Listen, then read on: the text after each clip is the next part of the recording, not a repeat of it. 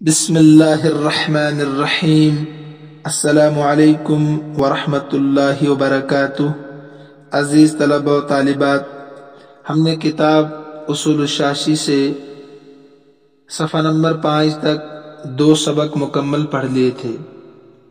آج ہم صفحہ نمبر 5 کے آخر سے سبق نمبر 3 شروع کرنے والے ہیں۔ سبق نمبر 3 کو شروع کرنے سے پہلے میں آپ کو یاد دلا دوں کہ سبق نمبر 2 میں ہم نے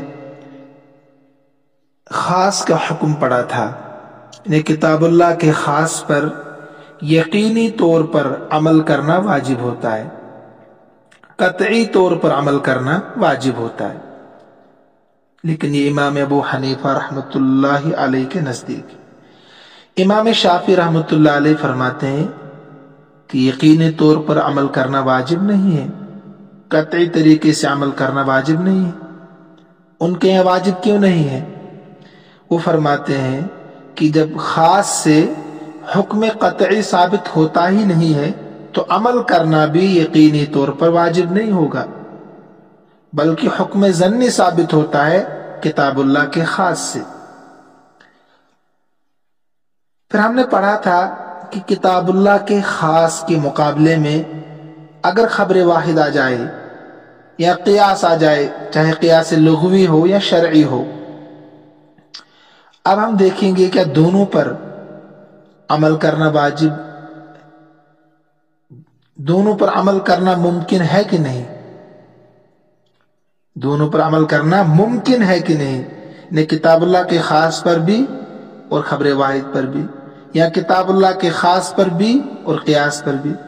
اگر عمل کرنا دونوں پر ممکن ہے تو دونوں پر عمل کریں گے، جس کو یہاں تطبیق دی جائے گی۔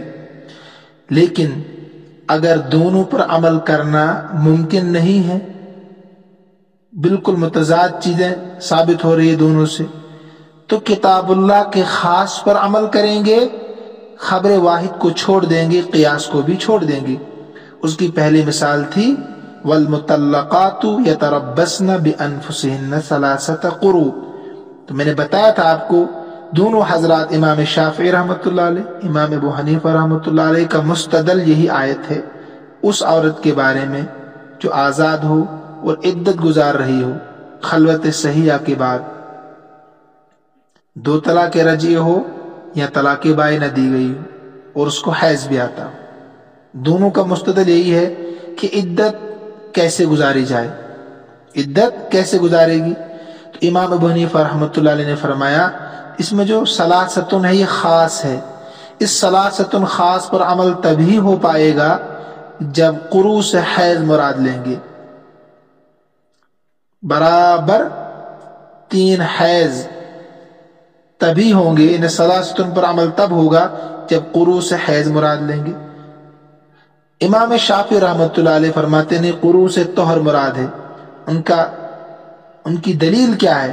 میں نے بتایا تھا آپ کو، وہ علم نحو کا قاعدہ پیش کرتے ہیں کہ 3 سے لے کر 10 تک کا عدد تذکیر و تانیث میں معدود کے خلاف ہوتا ہے۔ تو پتہ چلا کہ ثلاثتن مؤنث ہے تو قروء مذکر ہوگا، اور اگر قروء مذکر ہے تو اس سے طہر مراد ہوگا۔ اس کا جواب دیا تھا امام صاحب نے کہ کتاب اللہ کے مقابلے میں قاعدہ نحوی کو چھوڑ دیا جائے گا، قاعدہ نحوی کو چھوڑ دیا جائے گا۔ یہ بہرحال کل کا سبق تھا، آج ہم پڑھنے جا رہے ہیں، اس اصول کو آپ ذہن میں رکھیے۔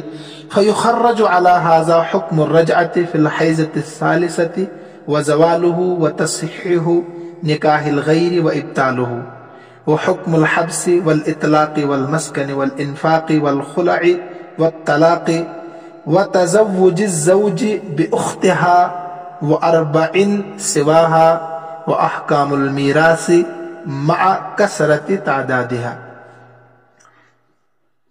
اس عبارت میں 7 حکم بیان ہوں گے، ان 7 چیزیں بیان ہوں گی، لیکن ان 7 میں اختلاف ہے امام شافعی رحمۃ اللہ علیہ کا، امام ابو حنیفہ رحمۃ اللہ علیہ کا۔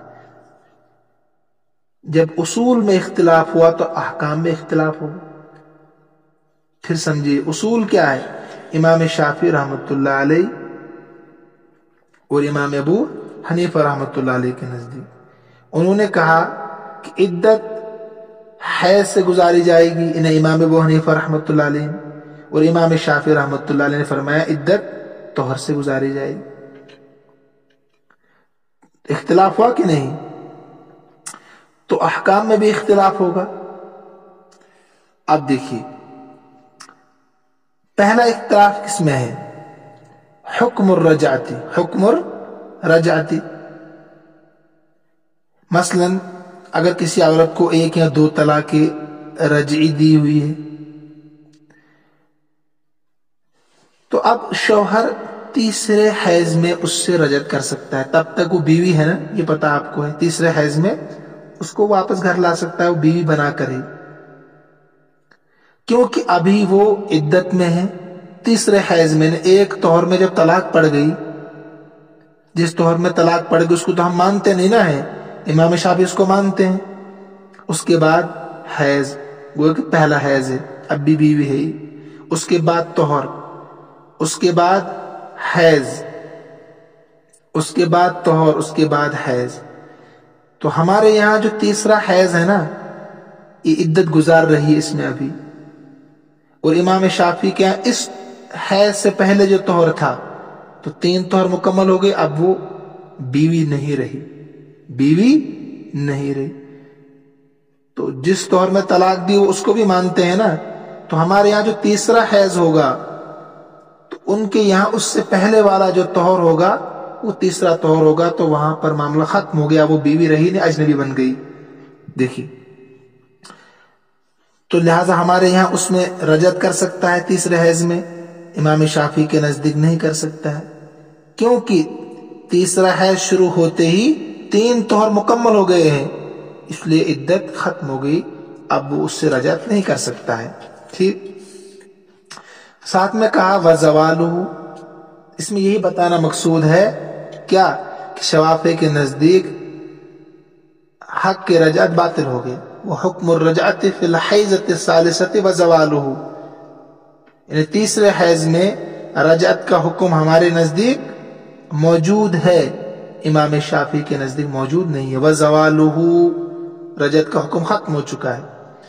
وتصحیح، دوسرا مسئلہ نکاح الغیر وابطالہ. تیسرے حیض میں ابھی وہ بیوی ہمارے نزدیک، کیونکہ تیسرا حیض ہے نا. اگر کوئی شخص اس عورت سے تیسرے حیض میں نکاح کرنا چاہے تو شوافع کے نزدیک کر سکتا ہے، کیونکہ 3 طہر مکمل ہو گئے ہیں، عدت ختم ہو گئی ہے، وہ اجنبی بن گئی ہے، کسی دوسرے مرد سے شادی کر سکتی ہے. لیکن امام ابو حنیفہ کے نزدیک تیسرا حیض ہے، ابھی وہ بیوی ہے، لہذا دوسرے مرد سے شادی نہیں کر سکتی. ٹھیک ہے. تیسرا مسئلہ وہ حکم الحبس والطلاق. امام ابو حنیفہ کے نزدیک تیسرے حیض میں وہ عورت عدت ہی کے مکان میں محبوس ہوگی، یعنی اسی میں رہے گی، شوہر کے مکان میں ہی وہ عدت گزارے گی، کیونکہ ابھی بیوی ہے، ابھی وہ بیوی ہے تو شوہر کے مکان میں ہی عدت گزارے گی بیوی بن کر ہی تیسرے حیض میں. اور امام شافعی کے نزدیک عدت پوری ہو چکی ہے، وہ اجنبی بن گئی، اب وہاں وہ نہیں رہ سکتی ہے، لہذا اب وہ وہاں سے نکلے گی ضروری، کیونکہ وہ اجنبی بن گئی ہے، جہاں جانا چاہے جا سکے. اطلاق کا معنی یہی ہے، اب وہ آزاد ہے. وہ ہمارے یہاں وہ آزاد ابھی نہیں ہے، تیسرا حیض چل رہا ہے، بیوی ہے. والاطلاق امام شافعی کے نزدیک وہ آزاد ہے، کیونکہ 3 طور اس سے پہلے مکمل ہو چکے ہیں. والمسکن والانفاق، چوتھا مسئلہ، ابھی وہ تیسرا حیض گزار رہی تو بیوی ہے، لہذا شوہر پر مکان دینا، خرچہ دینا واجب ہے. امام شافعی کے نزدیک وہ اجنبی ہے، 3 طور مکمل ہو چکے ہیں، اب خرچہ دینا یا مکان دینا لازم نہیں ہے. پانچواں مسئلہ والخلع والطلاق. تیسرے حیض میں کیونکہ ابھی بیوی ہے نا، طلاق دینے والے نے شوہر اگر چاہے تو بیوی سے خلا کر سکتا ہے، یعنی اس سے کہے گا کہ تم مجھے 10,000 روپے دے دو، میں آپ کو تیسری طلاق دے دوں گا یا دوسری طلاق دے دوں گا، یا تمہیں آزاد کر دوں گا 3 طلاق جو خلا جو کہتے ہیں. اگر کوئی طلاق باقی ہو تو اس کو بھی دے سکتا ہے. وہ طلاق کا معنی ہے اگر کوئی طلاق باقی وہ بھی دے سکتا ہے، کیونکہ بیوی ہے نا ابھی، تو بیوی ہونے کی صورت میں طلاق دی جاتی ہے. بیوی ہونے کی صورت میں خلا کیا جا سکتا ہے، پیسے لے کر عورت سے، اس کو پھر ایک طلاق اس کو مانا جاتا ہے. لیکن امام شافعی کے نزدیک نہ خلا ہو سکتا ہے نہ طلاق، اس لیے کہ اب وہ ہے ہی نہیں بیوی، 3 طور اس سے پہلے مکمل ہو چکی ہے، بات ختم. نمبر 6 وتزویج الزوج. تیسرے حیض میں شوافی کے نزدیک اگر وہ چاہے تو اس معتدہ اس عورت کی بہن سے شادی کر سکتا ہے. کیوں کر سکتا ہے؟ اس لیے کہ اب وہ اس کی بیوی نہیں رہی، وہ اجنبی ہے، تو اس کی بہن سے شادی کر سکتا ہے. امام ابو حنیفہ رحمۃ اللہ علیہ فرماتے ہیں یہاں جمع بین الاختین لازم آئے گا، کیونکہ ابھی یہ بیوی ہے، تیسرا حیض گزار رہی ہے، لہذا اس کی بہن سے شادی نہیں کر سکتا، حرام ہے. وَأَن تَجْمَعُوا بَيْنَ الْأُخْتَيْنِ، یہ حرام ہے. 7واں مسئلہ کیا ہے؟ وَأَحْكَامُ الْمِيرَاثِ مَعَ كَثْرَةِ تَعْدَادِهَا. دیکھیں میراث کے احکام بہت زیادہ ہے، آپ سراجی پڑھ کر آئے ہیں، بتانے کی ضرورت نہیں ہے.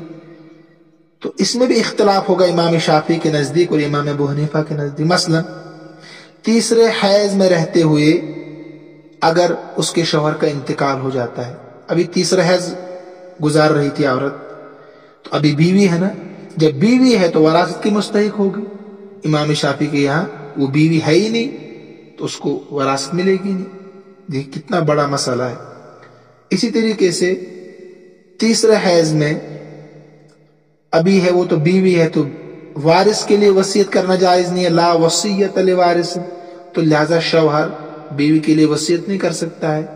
امام شافعی کے نزدیک وہ بیوی ہے ہی نہیں، تو لہذا شوہر اگر چاہے اجنبی بنا کر اس کے لیے وصیت بھی کر سکتا ہے. ٹھیک ہے، پہلے یہاں تک سنیے، اس کے بعد آگے پڑھیں گے. ترجمہ دیکھیے. فَيُخَرَّجُ عَلَى هَذَا حُكْمُ الرَّجْعَةِ. تو اسی اختلاف مذکور کی وجہ سے، اختلاف کیا ہے؟ امام ابو حنیفہ کے نزدیک عدت حیض سے گزاری جائے گی، امام شافعی کے نزدیک طہر سے.